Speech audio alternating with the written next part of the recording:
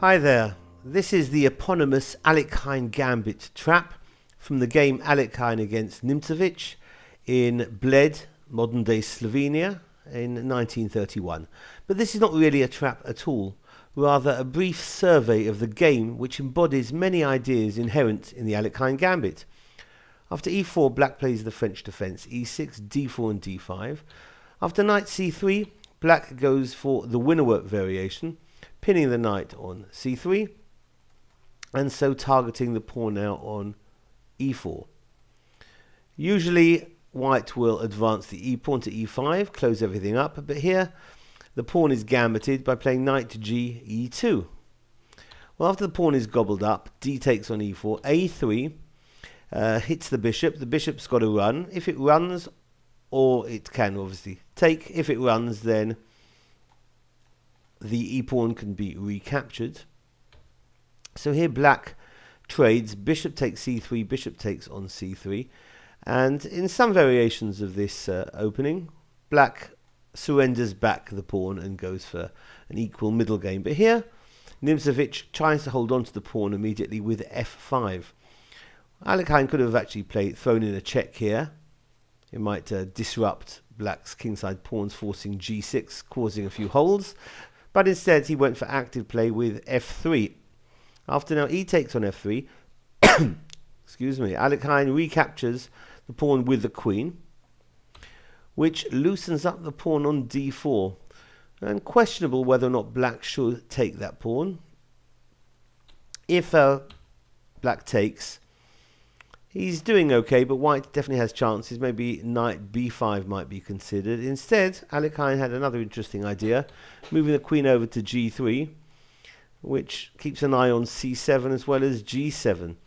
So black's going to return one of his two pawns to the good so far. And he played knight f6. So basically white has his choice what pawn to take. Well, he goes for the obvious one here. Queen takes on g7. The rook's going to come to g8, but Alekhine, or Nimzowitz with the black pieces, first threw in a check with queen e5, check. And after the bishop intervenes, bishop to e2. Now rook g8 hits the queen, sends her back to h6. And rook g6 sends the queen back to h4. In this position, maybe rook g4 would have been best, hitting the queen again. Instead, Nimzowitz played bishop d7. And here I believe the best move for Alekhine here would have been actually bishop f4. And since white wants to castle long, moving that back, bishop f4 would have been better. White wants to castle long here, and so the queen would have probably moved to d4 first, not allowing the castling, and then rook d1, queen maybe to c5, and white doing much better in that variation. But instead Alekhine played bishop g5 immediately, and this is where Nimzowitz actually lost the plot. Knight c6 here is fine for him, and that's got to be more or less equal. After knight c6, black's going to castle long as well. Instead, after bishop g5, Nimzowitz played bishop c6, and now he's actually losing because Alekhine gets the long castle in that he so wanted. Now that rook is staring down that d file. And after bishop takes on g2, rook h e1 threatens the discovered attack on the queen. So the bishop moves back to e4, and now bishop to h5. That's going to win at least the exchange, hitting the rook, but it can be captured.